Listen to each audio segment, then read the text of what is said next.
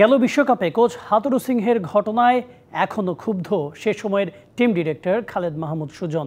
বিশ্বকাপের সময় কাজের স্পেস না দেয়ায় অপমানিত হন তিনি, তাই এবার আর বিশ্বকাপে দলের সাথে যাবেন না বলে ঠিক করেছেন সাবেক টাইগার ক্যাপ্টেন। আমি মনে হয় সলিউশন না এখন বাংলাদেশ ক্রিকেটের। আমি মনে হয় বাংলাদেশ হ্যাভ বেটার সলিউশনস। আমি মনে করি যে আর আমি এটা ইন্টারেস্টেড না এনিমোর। বাংলাদেশের ক্রিকেটে সময়ে অসময়ে যে লোকটার প্রয়োজন পড়ে সেই লোকটার কণ্ঠেই এমন আক্ষেপের সুর। সবশেষ বিশ্বকাপে টিম ডিরেক্টর হিসেবে দলের সাথে গিয়েছিলেন খালেদ মাহমুদ সুজন, কিন্তু নিজের দায়িত্ব পালন করতে না পেরে হয়েছিলেন অপমানিত। সেটি এখনও তাড়িয়ে বেড়ায় খালেদ মাহমুদ সুজনকে।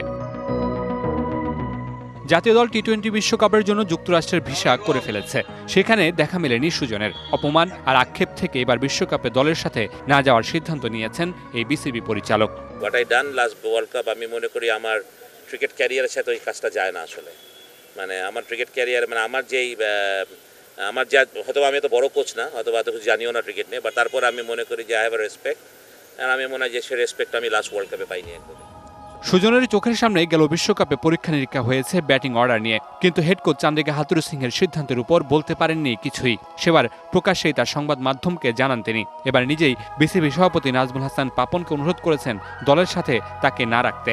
হাতুরু সিং ওয়ার্ল্ডের সেরা কোচ হতে পারে, that doesn't matter to me. আমার কাছে আমি বাংলাদেশে আমি রেসপেক্টেবল কোচ, আমার প্লেয়াররা অনেক রেসপেক্ট করে আমাকে, আমার একটা আছে, সুতরাং I don't want to lose my respect anymore. আসলে পাওন ভাইকে আমি এখনো সেই সম্মানটাই করি, বা ওনার কথা আমি ফেলতে পারবো না, but I will Hanbali request হিম যে আমাকে যদি উনি কোনো রিকোয়েস্টই না করেন এই বিষয়ে কাজ করার জন্য।